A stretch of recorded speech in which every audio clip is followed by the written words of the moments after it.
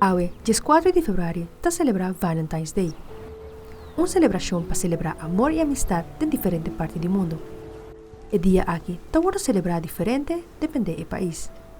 Por ejemplo, en Colombia no se celebra el día 4 de febrero, sino en septiembre. En México es un día para regalar a la pareja una rosa. En Perú, el día aquí está conocido como Día de Amor y Amistad. En Japón, el día aquí es un tique particular. Es un día donde la gente mujer te suma para regalar chocolate a la gente hombre, sea familia, amigo o colega de trabajo.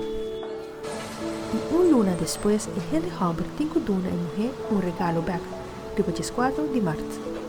Una celebración conocida como Día Blanco. Y el regalo me será blanco, sea chocolate blanco o paña blanco. En Brasil, es ahora celebrar el 2 de junio, llamado Día dos Namorados, en memoria de San Antonio de Padua. Un día que estaba intercambiar regalos que você quería. Y de Fabiola Ángela Hernández, para Noticia.